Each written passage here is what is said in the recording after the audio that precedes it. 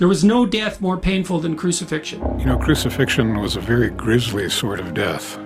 It's the slow, agonizing death by suffocation. Crucifixion was for the lowest of the low. Crucifixion did not just end Jesus' life. It forced his body to fail from the inside. So what is actually happening to him, minute by minute? 3 questions are worth holding on to as this unfolds. What is the cross doing to his body right now? How much of that damage began before the nails ever went in? And how did one of Rome's ugliest executions become the center of Christian meaning? Trying to pull in air, and your skin is rubbing over this and splinters, and it's horrendous. Every part of this is extremely painful, extremely difficult. And when they came to the place called the Skull, there they crucified him.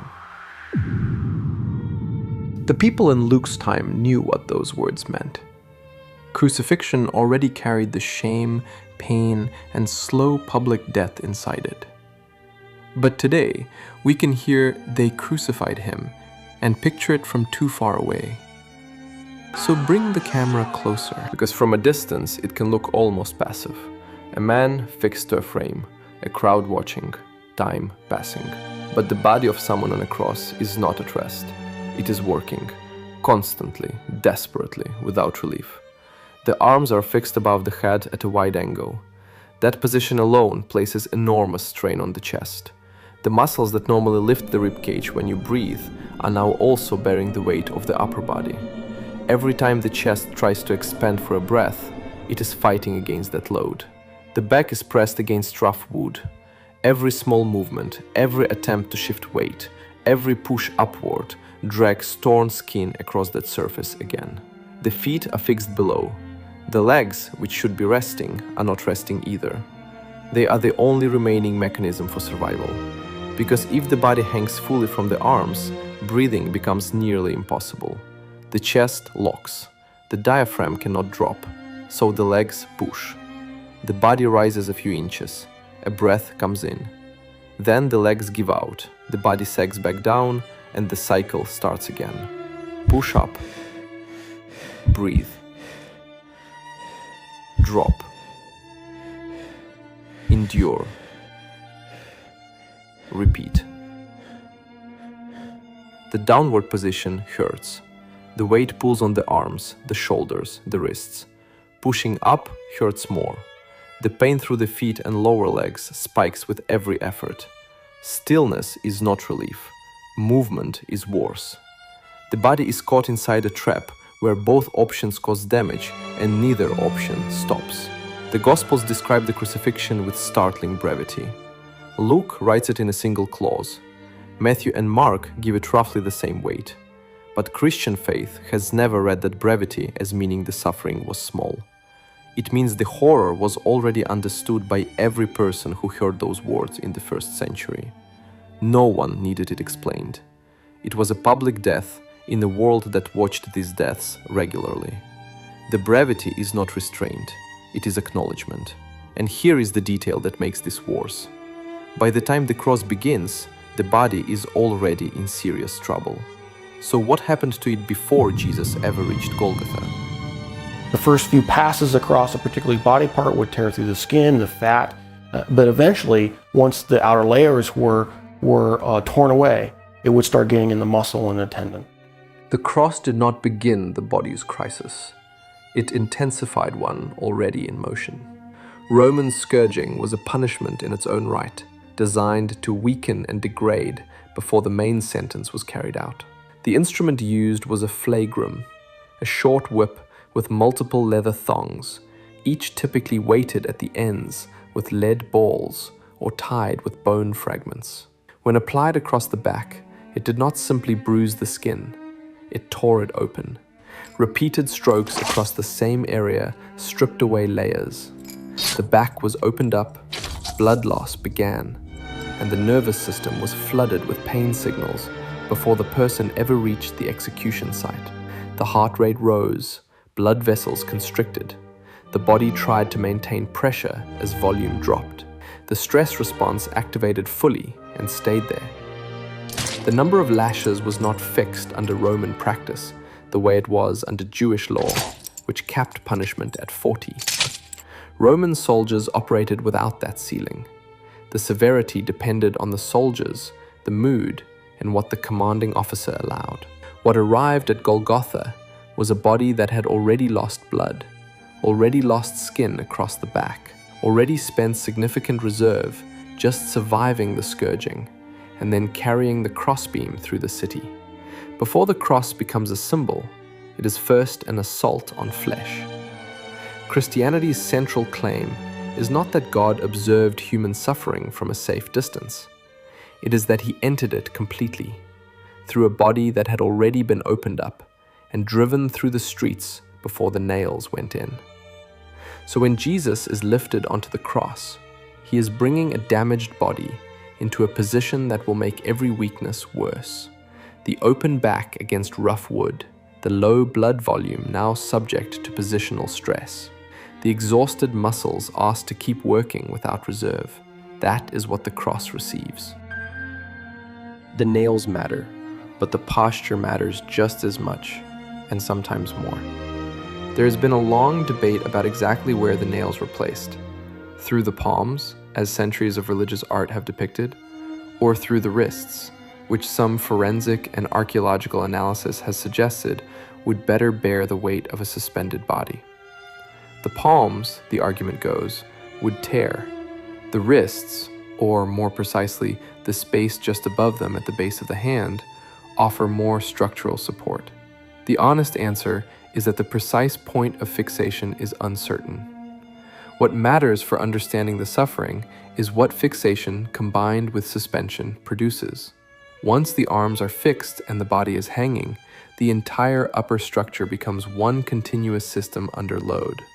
Shoulders, chest, neck, upper back, all of it strained, all of it working against the same gravitational pull that is also compressing the airway and locking the diaphragm.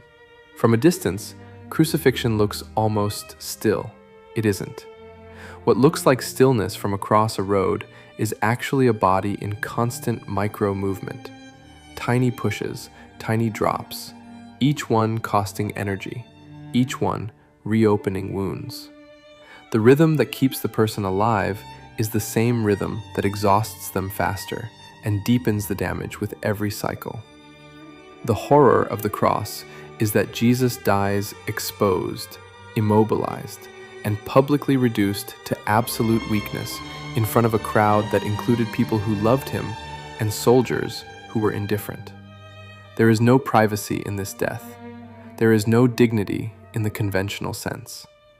There is only the body doing what bodies do under extreme duress in full public view.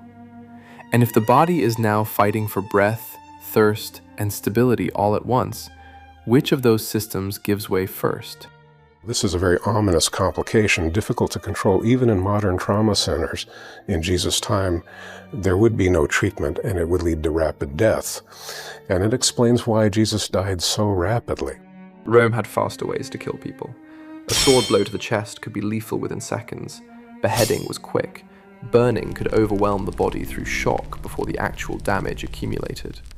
Rome used all of these. It also used crucifixion, and it used it differently. Crucifixion was designed to kill slowly, publicly, and at a pace that maximized the suffering of the person dying and the psychological impact on everyone watching. The condemned person was displayed. The process could last hours, sometimes days. The body's own survival mechanisms, the same systems that push fluids, maintain blood pressure, and keep muscles firing, were turned into instruments of extended torture. Breathing required effort. Effort caused pain. Pain demanded more effort. There was no plateau. There was only a slow downward curve. Other execution methods overwhelmed the body. Crucifixion forced the victim to participate in their own destruction over time. That combination of pain, helplessness, exhaustion, and public exposure was what distinguished it within Rome's considerable repertoire of violence. It was the most deliberately prolonged, most socially degrading, and most comprehensively designed to leave the person with nothing. No dignity, no speed, no privacy, no control. That is why the Christian reversal carries such weight. The empire used the cross to erase the humanity of whoever was nailed to it. Christianity later made that same instrument the place where humanity was restored, through a body that went through the degradation completely. But pain alone does not explain death. To understand what actually ends a life on a cross, we need to follow the body deeper into failure. There is no single dramatic moment when crucifixion kills. That is the thing most difficult to convey about it. There is no one organ that fails and ends everything cleanly. Instead, the body on a cross is being dismantled by several overlapping processes simultaneously, each one feeding the others, each one accelerating what the others have already started. Blood volume is already lower from the scourging. The cardiovascular system has been in compensation mode for hours, heart rate elevated, peripheral vessels constricted, the body routing available blood toward vital organs and away from the extremities. This compensation is not sustainable. The reserves it draws on are finite, and they have already been drawn on since before the cross began. Exposure adds its own pressure. Golgotha is an open site. The sun is working on a body with open wounds and no ability to move away from it. Fluid loss through the skin accelerates. Thirst becomes a signal from deep inside the system that something critical is running low. This is the best place to understand the line from the Gospel of John. I thirst. It is easy to read that as a quotation, as a theological marker, as one of the 7 last words. But as a physical statement, it is precise. The body saying those words is still conscious enough to speak, which means the brain is still receiving enough oxygen and blood to form language. But it is also deep enough into collapse that dehydration has become one of the loudest signals in the system. Thirst that severe does not come from simply being warm on a hot day. It comes from a body that has lost fluid faster than it can compensate and has been doing so for hours. Meanwhile, the breathing mechanics are deteriorating. Each push upward costs more than the one before. The muscles in the legs and feet that power the push are not being rested between efforts. Lactic acid builds. Fatigue accumulates. The pushes become smaller, less frequent, less effective. The body rises less far each time. Breathing becomes shallower. Less oxygen enters the bloodstream with each breath. The heart has to work harder to deliver the smaller supply to organs that need it. This is what a cascade looks like. Multiple systems degrading at different speeds, each one taking something from the others, until the combined deficit becomes irrecoverable. In Christian reflection, the cross is described as sacrifice. But sacrifice here is not an abstraction. It has a dry mouth, shaking legs, failing muscles, and breath that costs more every minute. That is what sacrifice looks like when it happens inside a body. And if the body is now breaking down from several directions at once, what convinced the soldiers standing below it that it was already over? Until this point, the view has been from inside one body on one cross. Now pull back. Rome crucified people in visible locations, roadsides, city gates, hilltops outside population centers. I mean, the word excruciating, Right. X is off of in Latin, and cruce, off the cross. So that's where we get that word, is because this was designed to humiliate, and it was designed to be as painful as possible. The point was death as demonstration.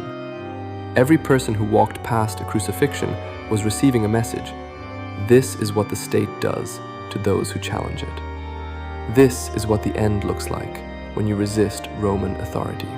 The body on the cross was working as a warning. The person on the cross had typically already been stripped, beaten, and marched through populated areas, carrying part of the instrument of their own execution. By the time they arrived at the site, they were already humiliated, already weakened, already reduced in front of witnesses. The cross then took that reduction and extended it over hours in public, with people passing, watching, and sometimes mocking. Roman law allowed it. Roman soldiers enforced it. The whole architecture of the event was social as much as physical. Crucifixion made death into theater.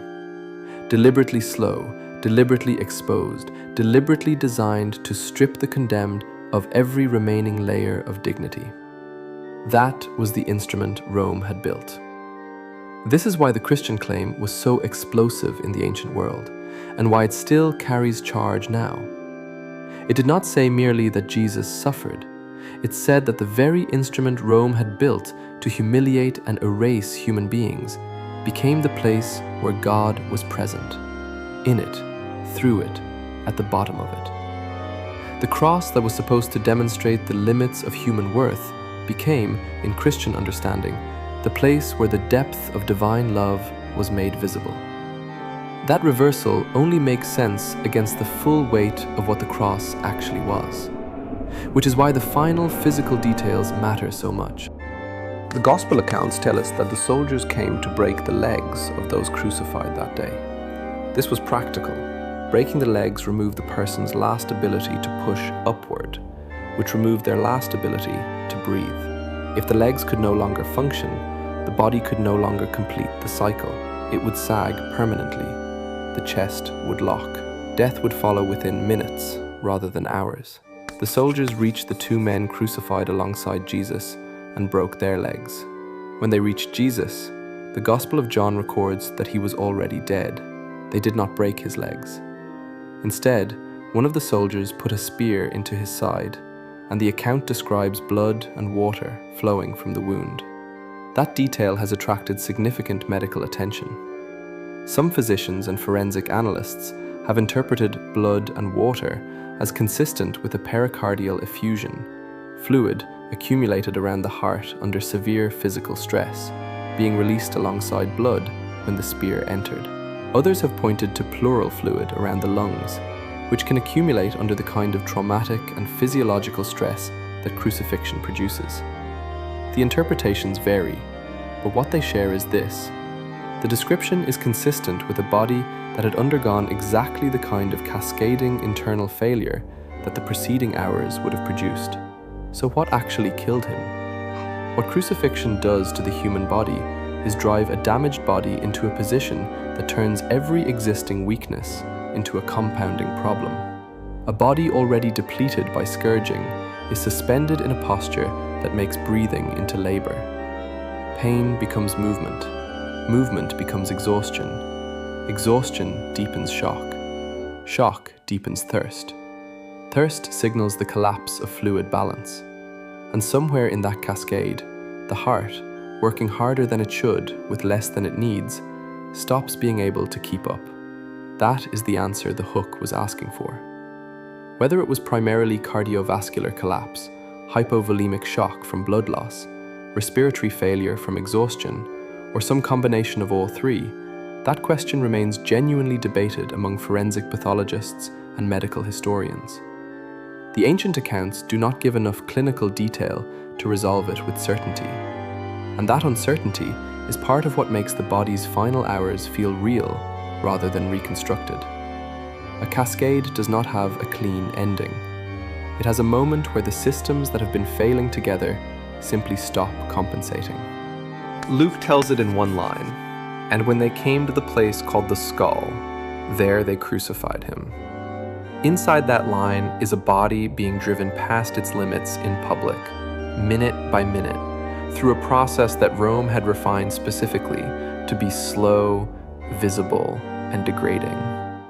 A body already damaged by scourging. A body suspended in a posture that turns breathing into labor. A body fighting thirst and blood loss and exhaustion all at once, in full view of soldiers, bystanders, and the people who loved him. Ancient readers did not need it explained. They had seen crosses on the roads. They knew what that sentence meant. That is what makes the Christian claim so serious. The cross was not a vague symbol. It was a real instrument of suffering, turned into the center of love, sacrifice, and redemption. And that is why one sentence can carry so much. If you want more videos connecting the Bible to today's reality through history, medical facts, archaeology, and evidence, like this video, subscribe, and watch the next one on your screen now.